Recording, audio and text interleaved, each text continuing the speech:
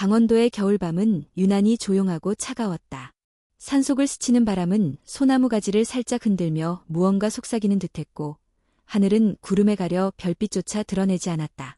마을에서 떨어진 외진 숲속 13살 한아름은 혼자 나무를 주우며 언손을 호호 불고 있었다. 그날은 평소보다 더 춥고 어두웠다. 할머니는 여느 날처럼 허리 통증으로 누워 계셨고 아름은 장작을 좀 더 모아야겠다는 생각뿐이었다. 어릴 적 사고로 부모를 잃은 후 아름은 강원도 외곽의 작은 시골집에서 할머니와 단둘이 살아왔다. 어른들이 말하는 세상은 텔레비전 안에만 있는 것 같았다. 서울, 뉴스, 재벌, 주식. 그런 것들은 이 산골에서 아무 의미도 없었다. 그런데 그날 밤 그녀는 이상한 소리를 들었다. 처음엔 동물이 나뭇잎을 밟고 지나가는 소리인 줄 알았다. 하지만 곧 그 소리가 땅속에서 울리는 것을 느꼈다. 툭, 툭, 일정한 간격의 둔탁한 울림. 아름은 발걸음을 멈추고 귀를 기울였다. 다시 툭, 툭. 심장이 쿵하고 울렸다.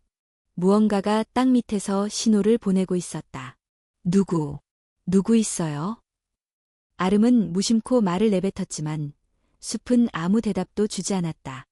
대답 대신 땅속의 소리는 점점 더 절박해졌다. 아름은 조심스레 손을 땅으로 뻗었다. 마른 낙엽을 걷어내고 손톱이 흙에 파묻히도록 파기 시작했다. 삽도, 장갑도 없었다. 얇은 손가락이 딱딱한 흙과 돌을 긁어내는 동안 손끝은 갈라지고 피가 배어 나왔다. 그러나 멈출 수 없었다. 그녀는 무언가를 혹은 누군가를 구해야 한다는 본능에 사로잡혔다. 시간이 얼마나 지났을까? 갑자기 손끝에 딱딱한 나무에 감촉이 닿았다. 아름은 입을 틀어막았다. 그것은 나무관이었다. 그녀는 입술을 깨물며 더 깊이 파기 시작했다. 나무 표면을 더듬던 손끝에 조그만 숨구멍이 느껴졌다. 그리고 그 틈으로 미세한 신음소리가 흘러나왔다. 살려줘. 그 순간 아름의 심장은 마치 폭발할 것처럼 뛰었다. 땅 밑에 정말 사람이 있었다. 살아있는 사람. 기다려요. 제가 꺼내드릴게요. 아름은 맨손으로 나무 뚜껑을 밀어내려 했다. 하지만 관뚜껑은 단단히 나사로 고정돼 있었다. 손바닥이 터지고 손톱 밑에 피가 스며들었다. 그때 어디선가 약하게 울부짖는 소리가 들려왔다. 하얀 강아지 한 마리가 숲속에서 절뚝이며 다가오고 있었다. 너도 다쳤구나. 아름은 가슴속 주머니에서 거의 바닥난 물병을 꺼내 몇 방울을 손바닥에 떨어뜨려 강아지에게 내밀었다. 강아지는 그녀의 손을 핥았다. 아름은 강아지를 쓰다듬고 다시 관 위에 올라탔다. 이번엔 부러진 나뭇가지를 지렛대 삼아 힘을 줬다. 뚜껑 한쪽이 삐걱이며 들렸다. 썩은 흙냄새가 훅하고 퍼졌고 그 안에서 한 남자의 손이 튀어나왔다. 흙투성이의 정장 소매, 정지된 시계. 아름은 온 힘을 다해 그를 끌어올렸다. 남자는 땅 위에 올라오자 미친 듯이 기침을 쏟아냈고 눈은 제대로 떠지지 않았다. 도와줘. 그들이 다시 올 거야. 남자의 목소리는 거칠고 떨렸지만 분명 살아있었다. 아름은 그를 부축해 일으키며 말했다. 조금만 참으세요. 숨을 숨길 곳 알아요.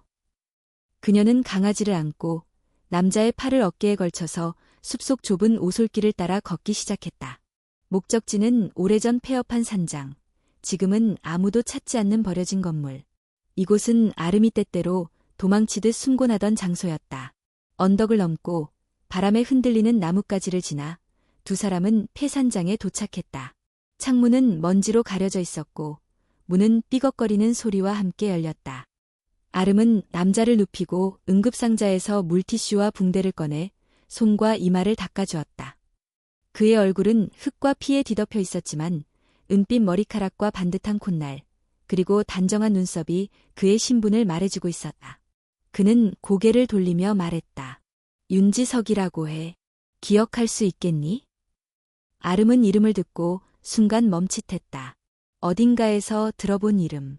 뉴스에서? 신문에서? 그 순간 산장 박풀숲이 흔들렸고 아름은 본능적으로 몸을 낮췄다. 그러나 다가온 건 아까 그 강아지였다. 미안. 물이 거의 없어서. 아름은 강아지를 안고 남자의 손등 위에 데려갔다. 강아지는 그의 손에 코를 비비며 낑낑거렸고 윤지석의 떨리는 손가락이 천천히 털을 쓰다듬었다. 그리고 거의 들리지 않는 목소리로 중얼거렸다. 내가 날 구했구나. 그 말을 끝으로 그의 고개가 툭 하고 떨어졌다. 기절한 것이다. 아름은 그를 바라보며 조용히 중얼거렸다.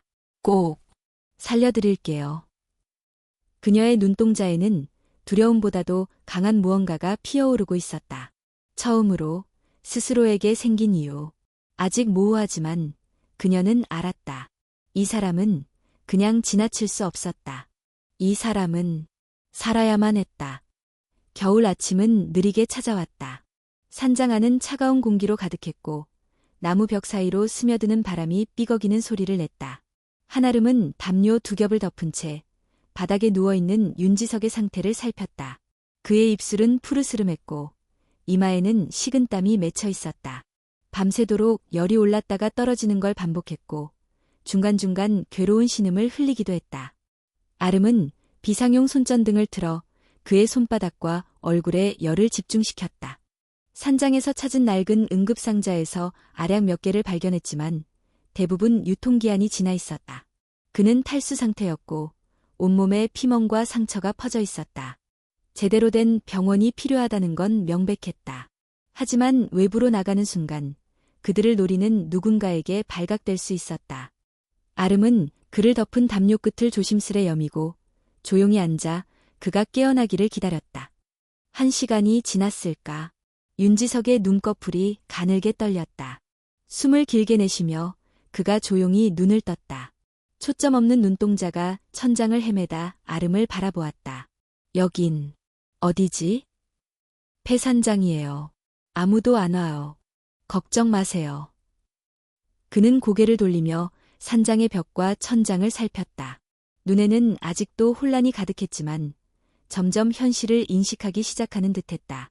아름은 조용히 물병을 꺼내 뚜껑을 열었다. 물을 조금 마셔보세요. 탈수 때문에 기절하셨어요. 그는 손을 떨며 병을 받았고 몇 모금을 삼킨 뒤 숨을 고르듯 천천히 말했다. 나는 윤지석. 기억하겠다고 했지. 그 이름은 전날 밤에도 들었지만 이제는 완전히 또렷했다. 아름은 무심코 고개를 끄덕였지만 속으로는 놀라움을 감추지 못했다. 윤지석, 대한그룹의 창립자. 몇 달 전까지만 해도 모든 경제 뉴스의 중심에 있던 이름. 그러나 며칠 전 그의 사망 기사가 온 포털 사이트를 뒤덮었다. 왜 거기 땅속에 있었어요? 그는 고개를 떨구며 잠시 침묵했다. 목에 맺힌 감정이 쉽게 떨어지지 않는 듯했다. 나도 아직 다 기억나는 건 아니야. 하지만 그들이 날 죽이려 했다는 건 분명해. 누가요? 가족이었지. 그 한마디에 아름은 아무 말도 할 수 없었다. 가족이라는 단어는 그녀에게도 익숙한 상처였다. 아버지와 어머니가 헤어진 후 그녀는 누구에게도 선택되지 않은 존재가 되어버렸다. 가족이 누군가를 죽이려 했다는 말은 그녀에게 현실처럼 느껴졌다. 윤지석은 조심스럽게 자세를 바꿨다. 아직 온몸에 힘이 없었지만 정신은 점점 또렷해지고 있었다. 지분, 보험금, 정치자금. 그 돈 냄새를 맡은 순간 사람은 괴물이 돼. 그는 그 말을 끝으로 다시 숨을 고르며 눈을 감았다. 아름은 조용히 그 옆에 앉아 그의 얼굴을 바라보았다. 부유함과는 거리가 먼 상처 입은 노인의 얼굴. 그러나 동시에 그는 분명한 힘을 지닌 사람이었다. 살아야만 하는 이유가 누군가에게는 두려움이 되는 사람이었다. 그 순간 산장 밖에서 작은 소리가 들렸다. 바람인가 싶었지만 아름은 본능적으로 몸을 낮췄다. 조용히 창문 쪽으로 다가가 밖을 내다보았다. 숲 가장자리에서 검은 그림자 하나가 스쳐 지나갔다. 사람인지 짐승인지 구분되지 않았다. 하지만 분명 무언가가 이쪽을 향해 움직이고 있었다. 아름은 얼른 창문을 닫고 윤지석에게 다가가 속삭였다. 누군가 근처에 있어요. 금방 이쪽으로 올지도 몰라요. 윤지석은 눈을 떴고 그의 표정은 단숨에 굳어졌다. 그들이 돌아온 거야. 숨을 곳이 있어요. 산장 뒤에 예전 창고 지하로 연결되는 통로가 있어요. 가봅시다. 그녀는 그의 팔을 어깨에 걸쳐 일으켰다. 그는 비틀거리며 일어났고 강아지도 조용히 그 뒤를 따랐다. 아름은 손전등을 끄고 집 한편의 나무 바닥을 열었다. 오래전 창고와 연결된 좁은 통로였다. 냄새는 지독했지만 이 상황에서는 최선이었다. 그들이 통로로 몸을 낮추는 순간 산장 앞쪽에서 인기척이 들렸다.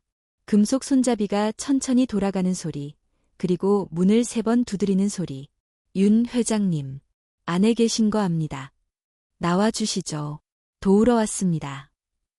남자의 목소리는 공손했지만 억양은 싸늘했다.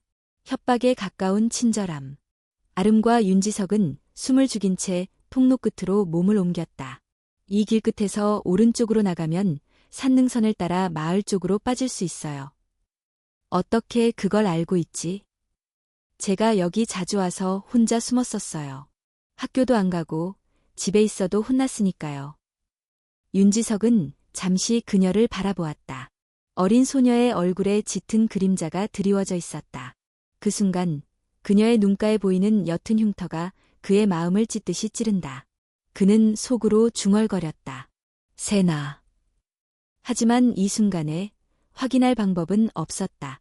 그는 입술을 다물었고 두 사람은 어둠 속에서 천천히 이동했다. 통로 끝에 가까워질수록 공기는 차가워졌고 저 멀리게 짖는 소리가 희미하게 들려왔다.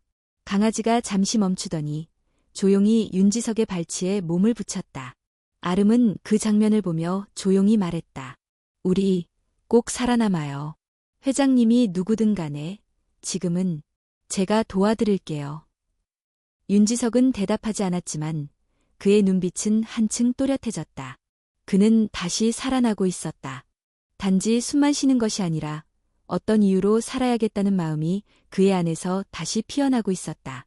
그 이유는 지금 옆에 있는 작은 소녀 덕분이었다. 통로를 빠져나오자 바깥 공기는 더욱 차갑게 느껴졌다. 하얗게 얼어붙은 산길은 고요했지만 그 고요함이 오히려 더 큰 공포를 불러일으켰다. 한아름은 윤지석의 팔을 부축한 채 조심스레 발을 옮겼다.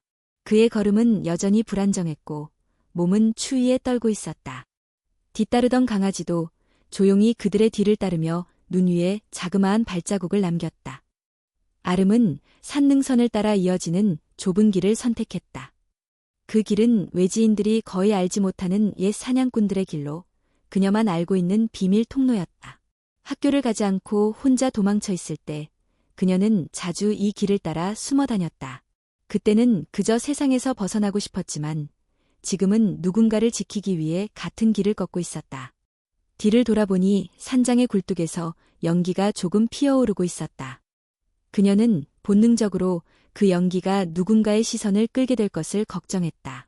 이미 산장을 뒤지고 있는 자들이 있다면 곧 통로의 존재를 눈치챌 것이다. 시간이 많지 않았다. 얼마만 더 가면 돼? 윤지석이 힘겹게 물었다. 조금만 더 가면 작은 폐공장이 나와요. 그 뒤쪽에 숨을 수 있는 컨테이너 박스가 있어요. 예전에 거기서 며칠 지낸 적도 있었어요. 그녀의 목소리는 떨렸지만 확고했다. 윤지석은 그 소녀가 이런 장소를 잘 아는지 묻지 않았다. 말하지 않아도 그녀가 겪어온 고독과 상처가 눈빛에서 드러났기 때문이었다. 겨울바람이 나뭇가지를 스치며 울었고 그 소리는 마치 숲 전체가 두 사람을 감시하고 있는 듯한 느낌을 주었다. 아름은 자신의 작은 손으로 윤지석의 손을 꽉 쥐었다. 얼마 후 폐공장이 보이기 시작했다. 철문은 녹슬고 기둥은 기울어 있었지만 그 뒤편에는 여전히 컨테이너 박스 하나가 자리하고 있었다. 아름은 낡은 자물쇠를 힘껏 돌려 열고 안으로 들어섰다. 여기서 잠깐 쉬어요. 너무 많이 움직이시면 안 돼요. 윤지석은 몸을 굽혀 조심스럽게 안으로 들어갔고 컨테이너 안의 낡은 담요 위에 누웠다. 그는 숨을 고르며 눈을 감았고 아름은 그 옆에 앉아 주머니에서 작게 접어둔 비상식량 하나를 꺼냈다. 이건 제가 아껴둔 건데 따뜻하진 않지만 드셔보세요. 윤지석은 그녀가 내미는 국물 한 모금을 마시며 힘겹게 미소 지었다. 내가 없었으면 난 이미 끝났을 거야. 아름은 아무 말 없이 고개를 숙였다. 그 순간 그녀의 주머니 속에서 무언가 딸랑거리는 소리가 났다. 그것은 바로 그녀가 PC방에서 챙겨온 USB였다. 그녀는 조심스럽게 그것을 꺼내 윤지석에게 건넸다. 여기요. 어제 본 거 다 저장해뒀어요. 회장님 이름 검색했더니 뉴스랑 영상이 엄청 많았어요. 장례식도 있었고 회사 주식도 떨어졌어요. 윤지석은 USB를 손에 쥔 채 멍하니 바라보았다. 그 속에는 자신이 세운 기업, 가족, 그리고 세상이 자신을 어떻게 매장했는지가 담겨 있었다. 아직 제대로 열어보지 못했지만 그는 알 수 있었다. 이 작고 여린 소녀가 자신을 위해 목숨을 걸고 움직였다는 것을. 그는 잠시 고개를 떨구다 조용히 입을 열었다. 내가 왜 그 땅 속에 묻혀 있었는지 이제부터 너와 함께 알아내야 해. 단순한 재산 싸움이 아니야. 내가 죽기를 바랐던 건 단지 가족이 아니라 더 큰 그늘이 있어. 더 큰 그늘. 대한그룹이 가진 비자금, 정치 후원, 불법 거래. 내가 그걸 정리하려 했을 때부터 모든 게 시작됐어. 아름은 그 말을 듣고 조용히 숨을 삼켰다. 그녀는 단지 한 사람을 살렸을 뿐이었지만 그 선택이 세상을 바꿀 수도 있는 진실과 마주하게 만든 것이었다. 그 순간 밖에서 작은 소리가 들렸다. 아름은 조심스럽게 컨테이너 문 틈으로 밖을 내다보았다.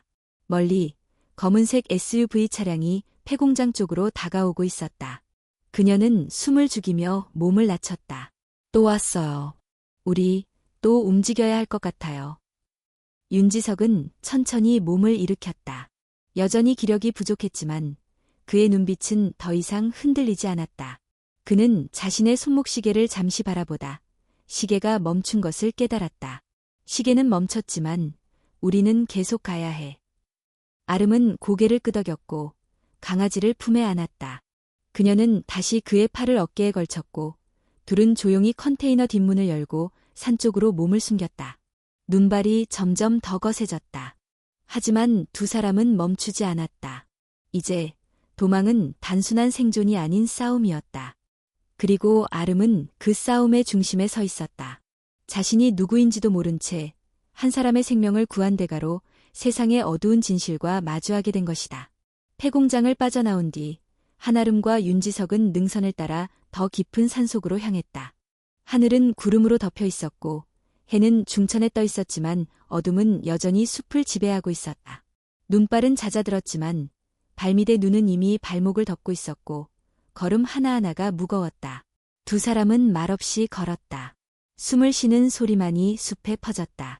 아름은 윤지석을 부축하며 시선을 앞으로 두고 있었지만 그의 시선은 조용히 아름에게 머물러 있었다.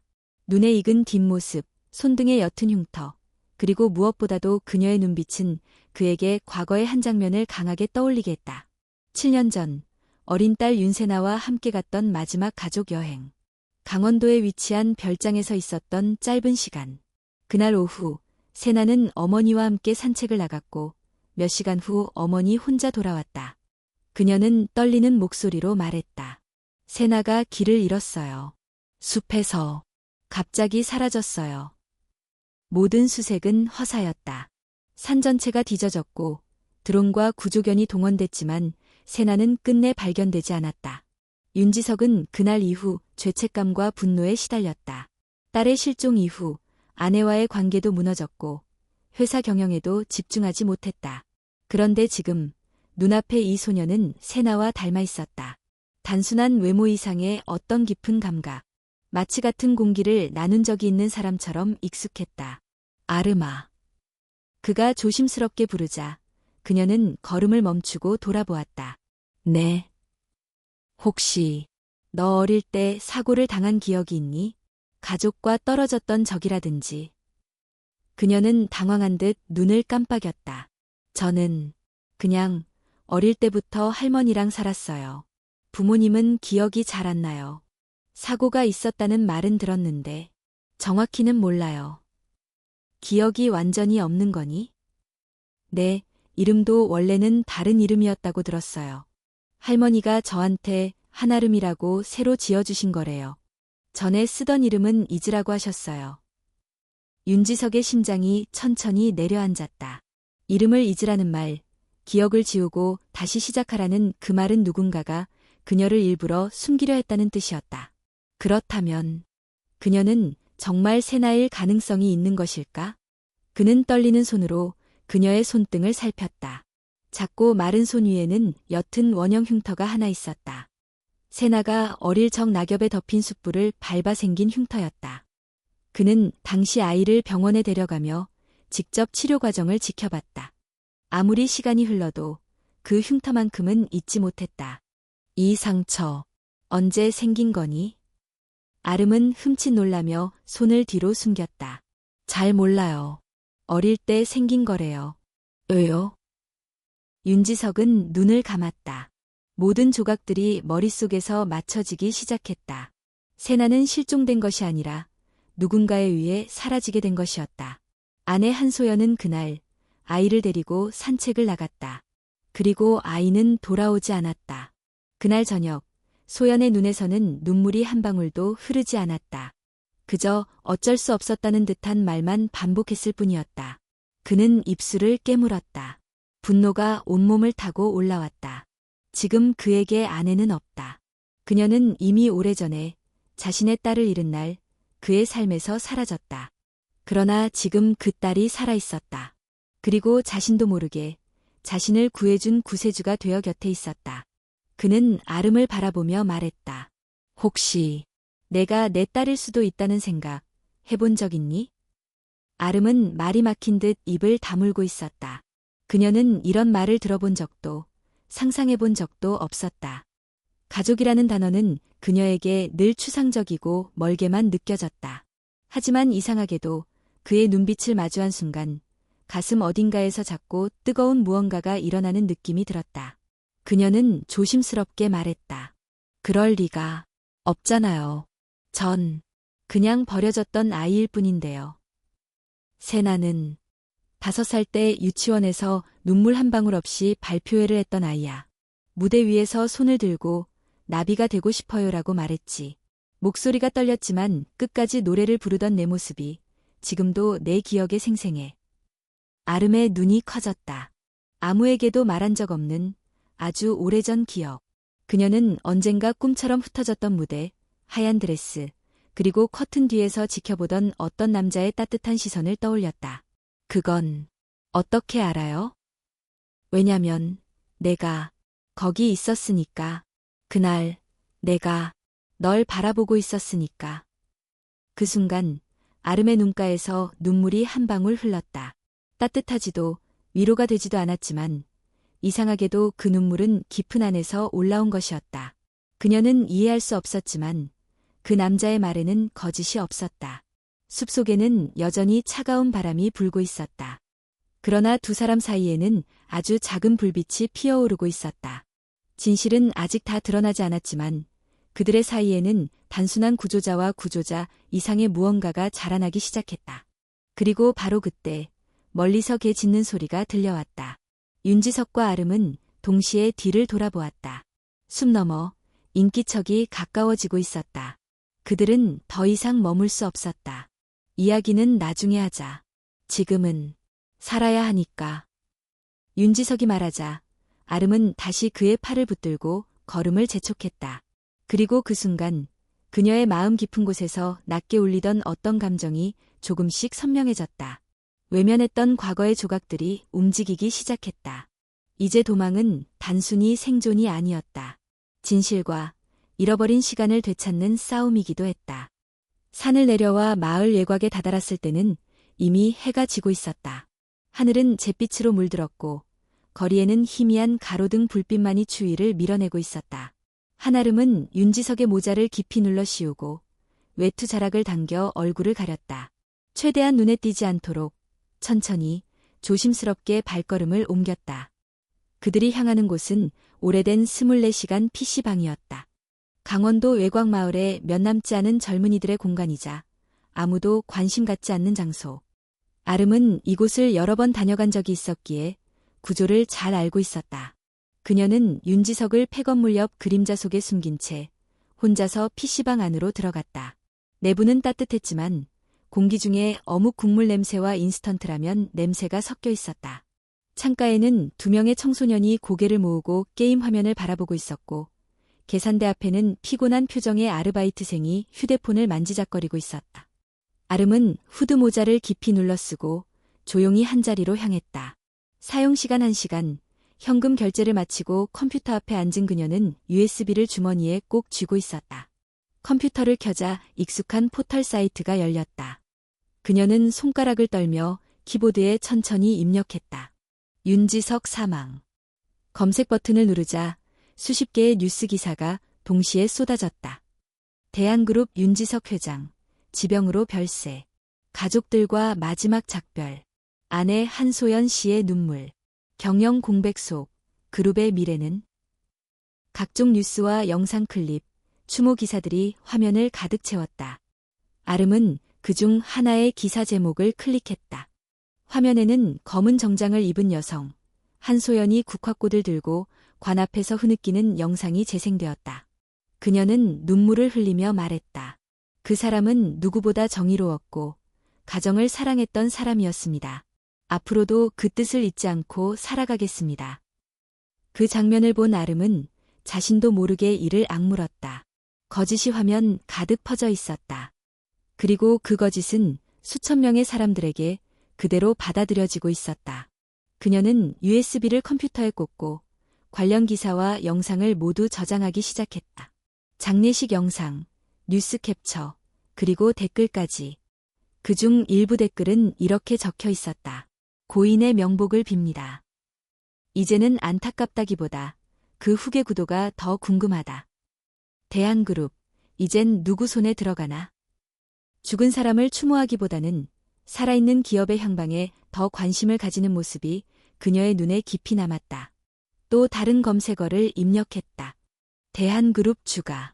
차트가 나타났고 그래프는 장례식 당일을 기점으로 가파르게 하락하고 있었다. 공시 자료에는 경영 공백과 내부 이사회 갈등이 언급되어 있었고 CEO 대행 체제가 시작되었음을 알리고 있었다. 아름은 손가락을 멈추지 않았다. 화면을 보며 점점 더 분노와 결의가 동시에 피어올랐다. 이 모든 게 하나의 거대한 연극이었다. 살아있는 사람을 죽은 자로 만들고 죽음을 기회로 삼아 권력을 나누는 자들. 그들은 단 한 번도 진심으로 슬퍼하지 않았다. 마지막으로 그녀는 윤세나 실종이라는 키워드를 검색했다. 7년 전 서울 강남에서 일어난 실종 사건. 짧은 기사 하나만이 검색되었다. 유명 기업인 윤지석 회장의 딸, 강원도 여행 중 실종. 수색 계속 중. 사진 속 아이는 아름과 꼭 닮아 있었다. 그녀는 화면을 응시하며 입술을 떨었다. 아무리 기억이 없어도 어떤 감각은 몸이 먼저 반응했다. 가슴 한쪽이 아프게 조여왔고 그 감정은 설명할 수 없는 익숙함이었다. 그녀는 USB를 빼고 컴퓨터를 종료했다. 자리에서 일어날 때 계산대의 아르바이트생이 조용히 물었다. 학생, 이 시간에 혼자야. 위험할 수도 있는데.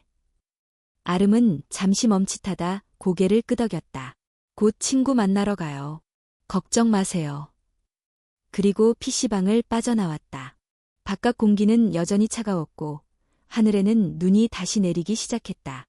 폐건물 옆에 숨어있던 윤지석이 그녀를 발견하고 일어섰다. 무사했구나. USB에 다 담았어요. 뉴스, 영상, 댓글까지 확인하셔야 해요. 그녀는 USB를 그의 손에 쥐어주었다. 윤지석은 그것을 천천히 받아들며 중얼거렸다. 나는 죽은 사람이 되어 있었군. 그리고 모두가 그걸 믿었어요. 그의 눈빛은 짙은 슬픔과 분노 사이에서 복잡하게 흔들렸다. 살아남았다는 사실이 기쁘기보다는 세상이 너무 쉽게 자신을 지워버렸다는 사실이 더 큰 충격이었던 것이다. 이제 어떻게 하실 거예요? 아름의 물음에 그는 조용히 하늘을 바라보았다. 눈송이가 천천히 그의 어깨에 내려앉았다. 먼저 진실을 정리해야겠지. 그리고 그 진실을 어디에, 어떻게 드러낼지. 그건 너와 함께 고민해야 해. 그는 그녀를 바라보며 진지하게 덧붙였다. 너는 이미 나보다 훨씬 용기 있는 사람이야, 아름아. 그 말에 그녀는 처음으로 작게 웃었다. 아직 할 일은 많았고 더 큰 어둠이 그들을 기다리고 있었지만 그 어둠을 마주할 힘은 점점 커지고 있었다. 눈은 계속 내렸다. 두 사람은 다시 산 쪽으로 몸을 돌렸다. 이제 숨는 것만으로는 끝나지 않는 싸움이 시작되고 있었다. 진실을 알게 된 자들에게 남은 것은 그것을 어떻게 세상에 알릴 것인가였다. 그리고 그것이 곧 이야기가 진정으로 시작되는 지점이었다. 한아름과 윤지석은 다시 산속 폐산장으로 돌아왔다. 그곳은 여전히 싸늘하고 어둡지만 이제는 그들에게 은신처 이상의 의미를 지니고 있었다. 진실을 수집하고 정리하는 공간, 그리고 침묵 속에서 서로를 이해하게 되는 작은 세계였다. 윤지석은 조심스럽게 USB를 노트북에 꽂았다. 아름이 PC방에서 가져온 자료들이 하나씩 화면에 떠올랐다. 뉴스 영상, 장례식 기사, 한소연의 인터뷰, 실시간 댓글들, 그리고 대한그룹의 급락하는 주가 그래프까지. 그는 말없이 화면을 바라보았다. 여기 장례식 영상이에요. 저 여자가 회장님의 부인이죠? 아름은 마우스를 움직이며 한 장면을 멈췄다. 검은 상복을 입고 하얀 국화를 들고 있던 한소연이 윤지석의 관 앞에서 고개를 숙인 채 흐느끼는 장면이었다. 그러나 윤지석은 눈을 좁히며 화면을 뚫어져라 바라봤다. 울고 있는 척은 잘하는군. 그는 낮은 목소리로 말했다. 눈물 자국은 분명했지만 눈동자에는 아무런 감정이 담겨 있지 않았다. 오히려 카메라를 인식한 사람의 계산된 표정처럼 느껴졌다. 그녀는 단 한 번도 나를 사랑한 적이 없었어. 내가 가진 것, 내가 만들어낸 이름, 그걸 이용하고 지키기 위해 나를 선택했을 뿐이야. 윤지석은 고개를 돌려 다른 폴더를 열었다. 그 안에는 자신이 예전 직접 수집하고 보관해두었던 파일들이 담겨 있었다. 불법 자금 흐름에 대한 정황, 회사 내부 비리 자료, 일부 정치인의 이메일 교환 기록까지. 대부분은 암호화되어 있었고 복호화가 필요했다. 이건 회사 내부 비밀 자료인가요? 그래. 내가 죽기 전 이 모든 걸 정리해서 검찰에 넘길 생각이었지. 근데 그걸 눈치챈 놈들이 날 먼저 없애기로 한 거야. 그럼 회장님은 죽이려 했던 건 단지 가족 때문만은 아니었던 거군요. 한소영과 내 동생, 그리고 회사의 일부 고위 임원들까지 모두 얽혀 있어. 그들에겐 내가 살아있는 것 자체가 위협이지. 윤지석은 깊은 한숨을 내쉬며 눈을 감았다. 그의 머릿속에는 오랜 시간 외면했던 퍼즐 조각들이 하나둘 맞춰지기 시작했다. 세나는 사라졌고, 회사는 타락했고, 자신은 그 속에서 고립되어 갔다. 그리고 그 사이 누군가는 조용히 모든 걸 준비하고 있었다. 내 동생 윤승진. 그는 항상 내 그림자 속에서 살았지. 그러나 그는 원하지 않았어. 그림자가 되기를. 아름은 그 이름을 처음 들었다. 윤지석의 동생. 언론에는 자선사업가로 자주 등장하던 인물. 그는 언제나 조용한 기부자로 칭송받았고 형의 성공을 뒤에서 묵묵히 응원하는 인물로 비춰졌다. 하지만 진실은 달랐다. 그는 나보다 더 야망이 컸어. 하지만 사람들에게 그걸 보이지 않았지. 언제나 미소 짓고 겸손하게 구는 게 그의 전략이었어. 윤지석은 USB를 꺼내 다른 파일 하나를 열었다. 그것은 7년 전 강원도 별장에서 촬영된 CCTV 영상 일부였다. 영상은 흐릿했지만 한 아이가 어른의 손에 이끌려 산책로로 들어가는 장면이 담겨 있었다. 아이는 분명 세나였고 어른은 긴 코트를 입은 여성으로 보였다. 영상이 몇 분 더 흐르자 어른은 아이를 혼자 남겨둔 채 산 쪽으로 사라졌다. 이후 화면은 끊겼다.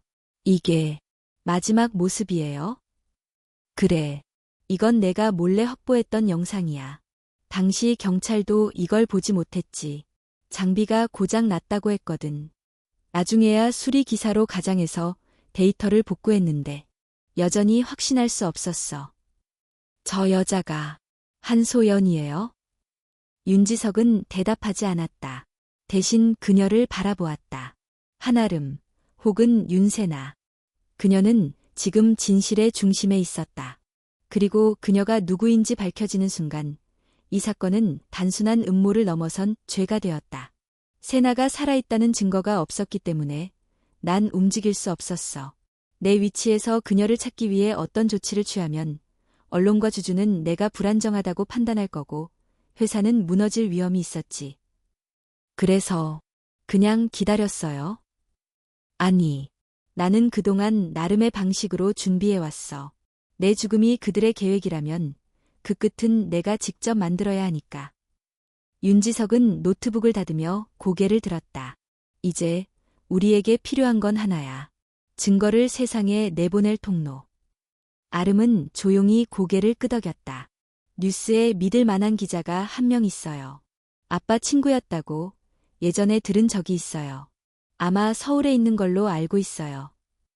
연락할 수 있을까? 전화기는 없지만 공중전화는 있어요.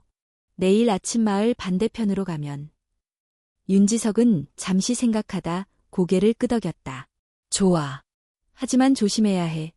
그들은 이제 우리가 살아있다는 걸 눈치챘을지도 몰라. 그 순간 산장 밖 어딘가에서 새의 날갯짓 소리가 들렸다. 평소와 다른 낮은 울음소리, 바람이 아닌 무언가의 인기척이었다. 아름은 천천히 랜턴을 껐다.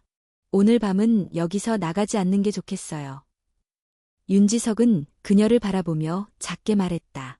넌 아주 강한 아이야, 아름아. 아니, 세나야. 그녀는 대답하지 않았다. 하지만 그의 목소리는 지금껏 들어본 어떤 말보다 따뜻하고 단단했다. 그리고 그 순간 눈보라 속 어둠 뒤에서 무언가가 조용히 다가오고 있었다. 진실은 이제 세상과의 거리보다 시간과의 싸움이 되어가고 있었다.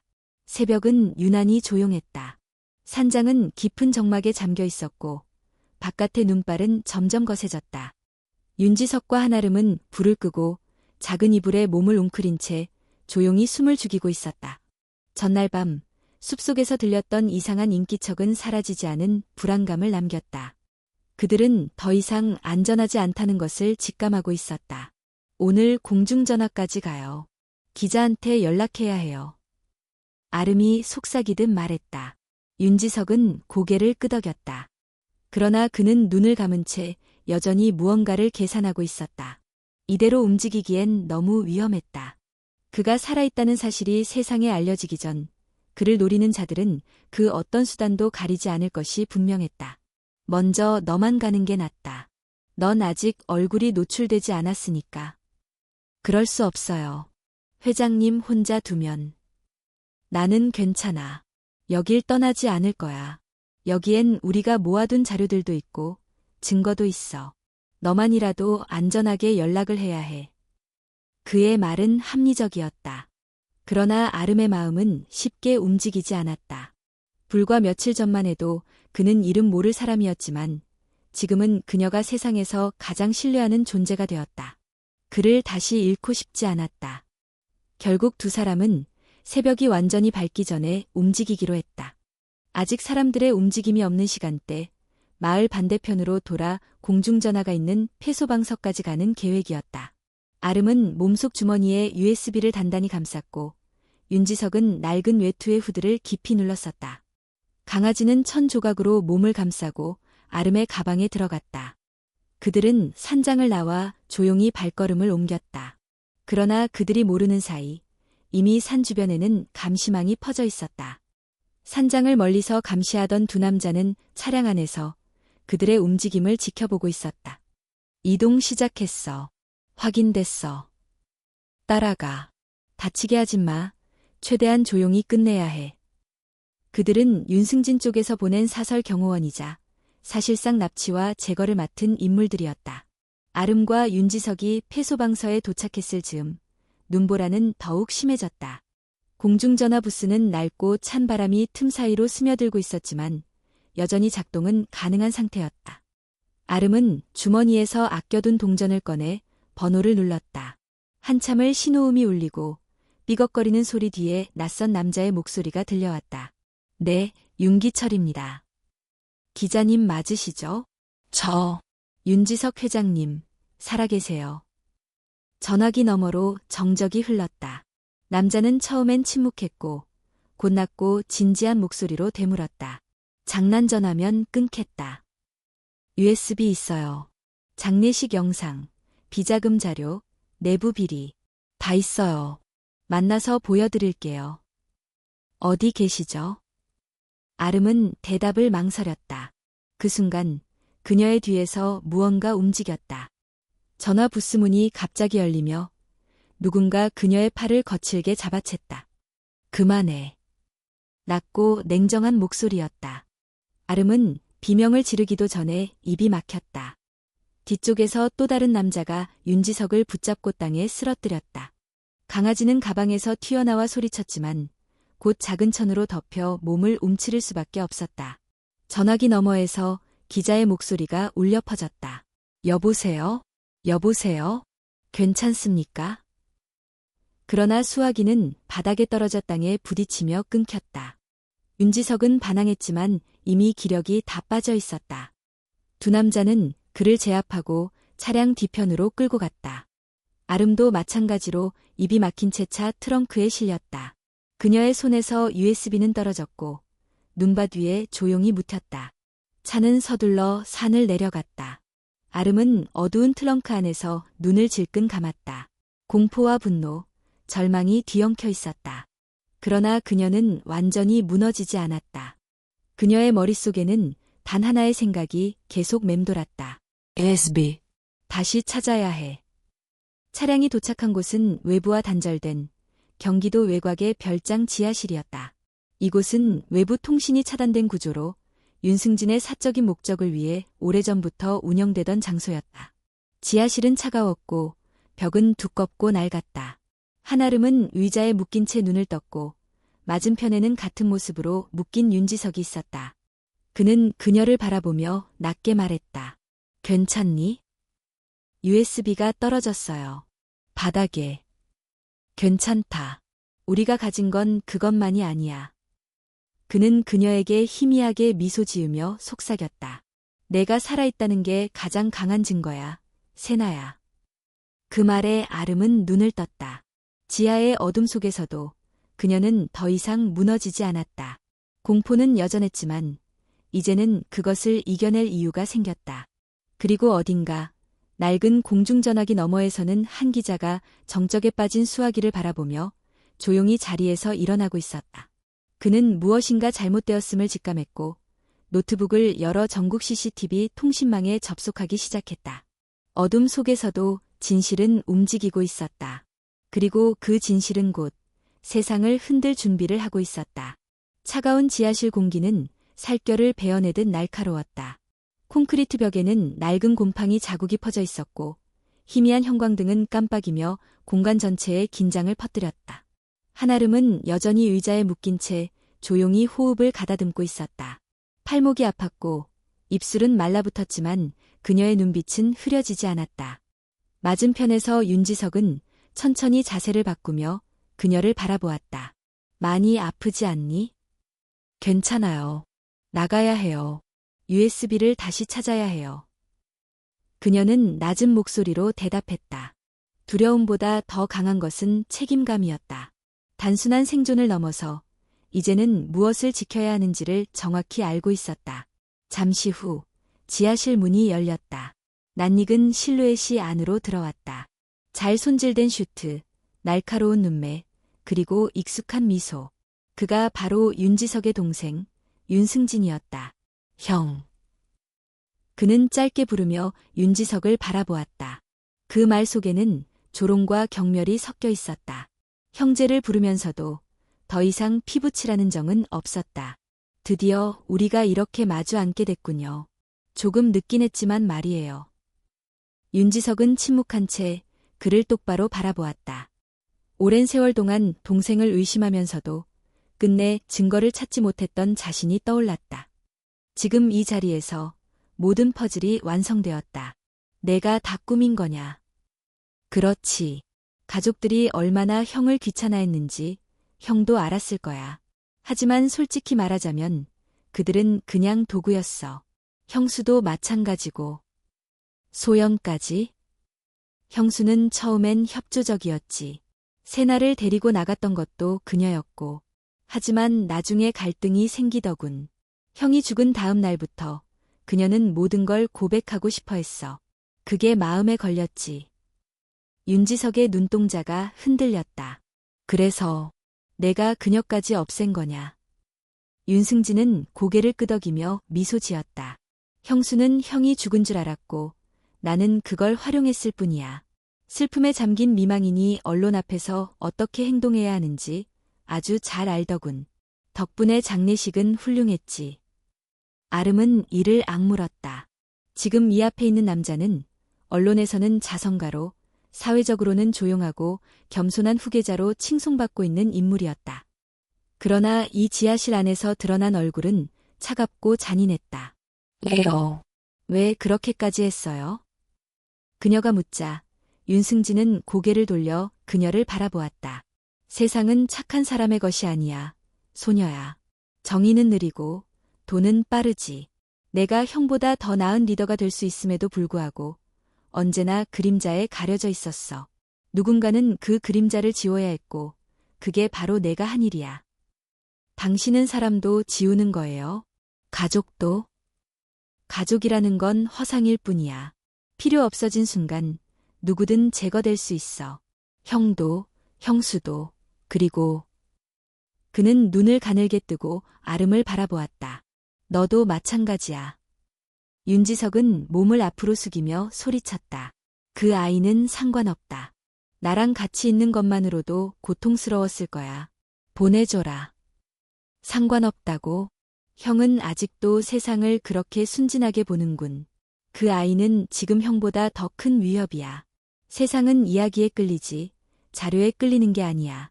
그 아이는 죽은 자를 살린 아이가 되었고, 그건 곧 진실의 상징이 된다는 뜻이야. 그걸 내가 그냥 둘 것 같아. 윤승진은 손을 들어 부하들에게 신호를 보냈다. 곧이어 한 명의 남자가 들어와 아름의 손목을 풀고 억지로 끌어올렸다. 데려가. 조용한 곳에서 끝내. 윤지석은 몸부림쳤지만 의자에 묶인 몸으로는 무력했다. 너. 이건 나와의 문제야. 아이는 아무 상관도 없어. 그러나 윤승진은 무심하게 등을 돌렸다. 형이 세상에 남긴 마지막 흔적. 내가 정리해줄게. 아름은 거칠게 끌려나가면서도 고개를 돌려 윤지석을 바라보았다. 눈빛 속에는 두려움보다 분노와 결의가 더 강하게 자리 잡고 있었다. 그녀는 포기하지 않았다. 끝까지 싸울 준비가 되어 있었다. 밖으로 끌려나간 그녀는 잠시 후 어두운 별장 뒤편의 창고로 향했다. 그러나 그 순간 어디선가 날카로운 빛이 창문을 스쳐갔다. 무언가가 움직이고 있었다. 그리고 그녀의 눈에 들어온 건 담벼락 위에서 몸을 낮춘 채 그들을 지켜보는 한 사람의 실루엣이었다. 얼굴은 가려져 있었지만 눈빛만큼은 확실했다. 그는 기자 윤기철이었다. 공중전화 너머에서 끊긴 통화의 이상함을 느꼈던 그는 바로 다음날 강원도 마을로 향했다. 그리고 마침내 지하에서 윤지석과 아름이 사라진 흔적을 추적해 이 별장까지 따라온 것이다. 그는 조용히 무전기를 꺼내 속삭였다. 위치 확인. 대상 포착. 구조 작전 개시 요청. 이야기는 끝나지 않았다. 오히려 지금부터가 시작이었다. 진실은 지하실에 묶여 있었고 정의는 담벼락 너머에서 숨을 죽이고 있었다. 하지만 세상은 조만간 모든 것을 보게 될 것이다. 그리고 그날 그림자 속의 왕은 드디어 진짜 빛을 마주하게 될 운명이었다. 윤기철은 눈 속에 몸을 웅크린 채 별장을 주시하고 있었다.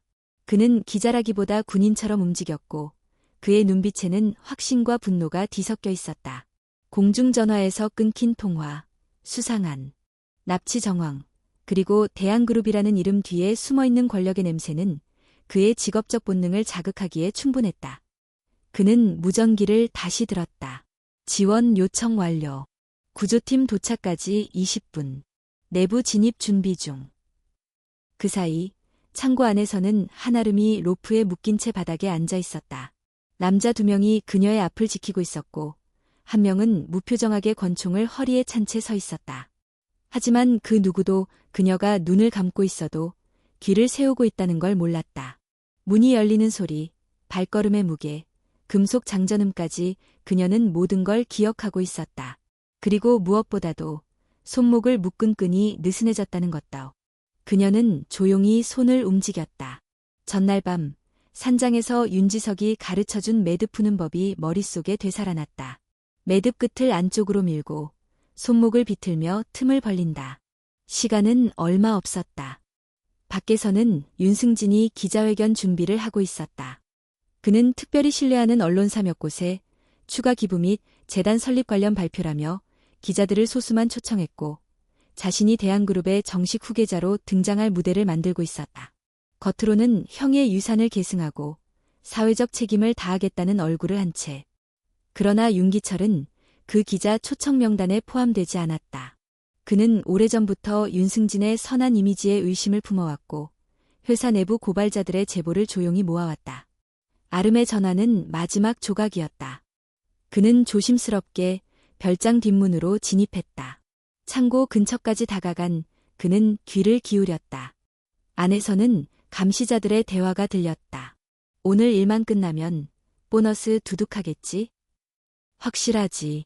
회장이 직접 입을 막으라잖아. 그 소녀는 어쩔 건데? 그냥 지금 입 다물어. 명령만 따르자. 그 순간이었다. 안에서 무언가 떨어지는 소리가 났고 이어지는 짧은 고함. 윤기철은 망설이지 않았다. 그는 문을 발로 차며 열고 동시에 전기 충격기를 던졌다. 펑 하는 작은 폭음과 함께 감시자들이 비명을 질렀고 그 틈을 타 창고 안으로 진입한 그는 빠르게 아름에게 달려갔다. 괜찮니? 기자님.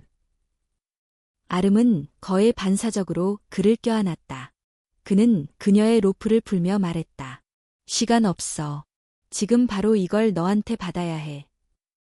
그는 작은 휴대형 캠코더를 꺼냈다. 아름은 떨리는 손으로 자신의 양말 안에 숨겨두었던 작은 칩을 꺼내 건넸다. USB는 떨어뜨렸지만 증거 영상 일부를 이 칩에 옮겨뒀어요. 산장에서 작업해뒀던 거예요. 잘했어. 그는 즉시 카메라를 켰고 아름에게 카메라를 바라보게 했다. 지금부터 말해. 내가 본 것, 들은 것, 그리고 내가 누구인지. 아름은 잠시 침묵했다.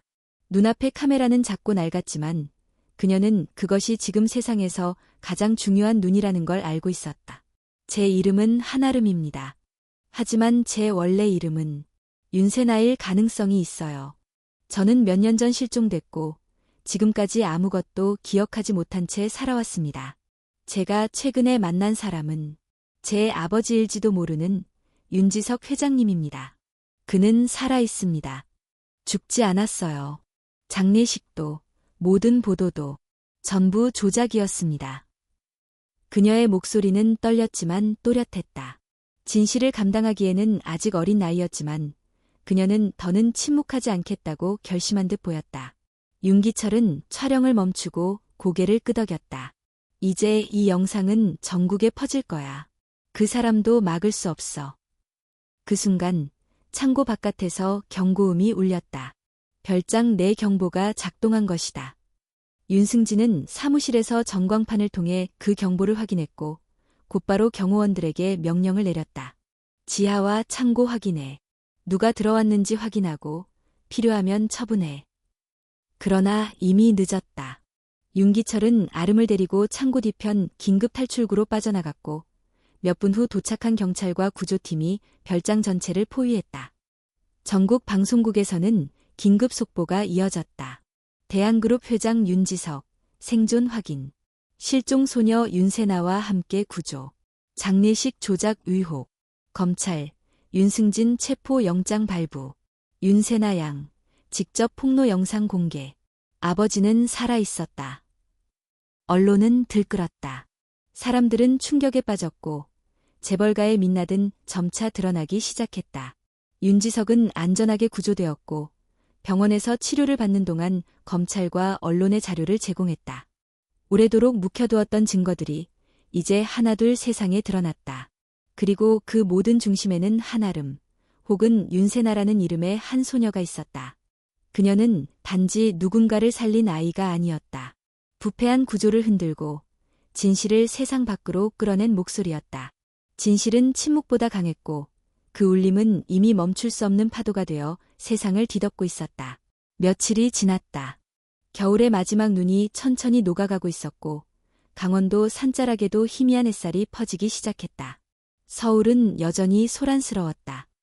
방송국과 포털 사이트는 윤지석의 생존과 윤승진의 체포 소식으로 뒤덮여 있었고 대한그룹은 임시 이사회 체제로 운영되며 큰 변화를 맞고 있었다.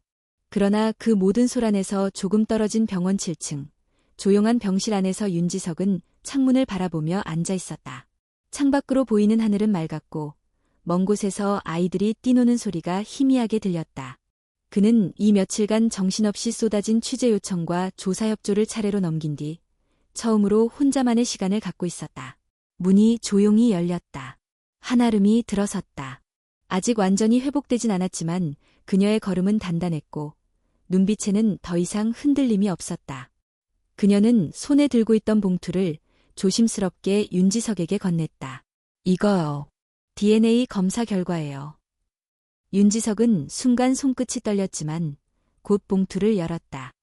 의료기관의 공식 서류에는 명확하게 기록되어 있었다. 윤지석과 한아름, 윤세나 사이의 유전적 친자관계 99.98% 일치.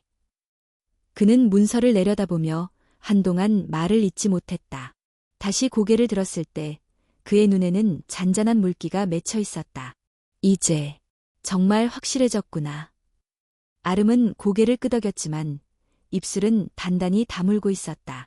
그녀 역시 이 결과를 기다려왔지만 결과만으로는 해소되지 않는 감정들이 많았다. 잃어버린 시간, 지워진 기억, 그리고 새롭게 다가오는 관계의 무게. 회장님은 어떻게 하실 건가요? 그녀가 조심스레 물었다. 윤지석은 잠시 생각에 잠긴 뒤 천천히 입을 열었다. 나는 대한그룹으로 돌아가지 않을 거야. 이 사회는 권력을 쥐고 지배하는 사람보다 책임을 지고 물러날 줄 아는 사람이 더 필요하다고 생각해. 이젠 나 말고도 회사를 운영할 수 있는 사람들은 많아.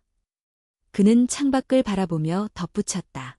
하지만 내가 지켜야 할 한 사람, 한 이름이 생겼지. 내가 누구였든 지금 이 순간부터는 내 딸이야. 세나가 아닌 아름이라 해도 괜찮아. 내가 선택한 이름을 지켜줄게. 아름은 눈을 감았다가 조용히 말했다. 저는 아직 잘 모르겠어요. 갑자기 너무 많은 게 바뀌었고 너무 많은 걸 알아버렸어요. 아빠라는 말도 딸이라는 말도 아직은 조금 무거워요. 괜찮다. 기다릴게. 내가 어떤 이름으로 나를 불러도 상관없어. 중요한 건 내가 여기 있다는 거니까. 두 사람은 한동안 아무 말 없이 앉아 있었다. 창밖의 햇살은 병실 바닥에 따뜻한 무늬를 만들고 있었다. 그날 오후 병원 옥상에서 대한그룹 비리 사건의 공식 브리핑이 열렸다. 검찰은 윤승진을 비롯한 관련자들을 기소했고 기업의 대대적인 개혁이 시작되었음을 발표했다. 기자들은 이번 사건을 두고 대한민국 재벌 시스템에 대한 각성의 계기라고 평가했다. 그리고 바로 다음 날 한아름의 인터뷰 영상이 전국 주요 방송에 송출되었다. 그녀는 화면 앞에서 조용히 말했다. 저는 단지 누군가가 잘못되었다고 생각했어요. 누군가는 말해야 했고 저는 그 자리에 있었을 뿐이에요. 그녀의 말은 간결했지만 보는 이들의 마음을 깊이 흔들었다. 어린 소녀가 보여준 용기와 진실은 무엇보다 강력한 메시지였다. 며칠 후 윤지석과 한아름은 강원도로 돌아왔다. 다시 찾은 폐산장은 여전히 낡았지만 그들의 발걸음이 닿은 곳마다 묘하게 따뜻해 보였다. 강아지도 함께 돌아왔고 눈이 녹은 흙 위를 천천히 걸었다. 이제 여긴 어떻게 할까요? 아름이 물었다. 다시 지을까? 너만의 공간으로. 아니요. 이대로 둘래요. 잊지 않게. 그녀의 말에 윤지석은 조용히 고개를 끄덕였다. 마지막으로 산자락을 내려올 때 아름은 문득 뒤를 돌아보았다. 겨울 내내 눈 속에 묻혀있던 작은 나무 표지판이 반쯤 드러나 있었다. 그 위에는 희미하게 새겨진 글자가 보였다. 살아남은 자, 진실을 말할 용기를 가져라. 그녀는 그 문장을 한참 바라보다 고개를 숙이고 걸음을 옮겼다. 그녀는 여전히 13살이었다. 그러나 이제는 어떤 거짓도, 어떤 침묵도 더 이상 그녀를 흔들 수 없었다. 그녀는 자신이 누구인지, 무엇을 지켜야 하는지 알고 있었고, 앞으로도 진실을 외면하지 않을 것이다. 그리고 언젠가 자신처럼 진실 앞에 서야 하는 누군가가 있다면 그녀는 분명히 말해줄 수 있을 것이다. 진실은 작지만 결코 무너지지 않는다고. 그리고 가장 어두운 순간에도 그 진실을 지켜낼 사람이 반드시 있다고. 그녀가 그랬던 것처럼.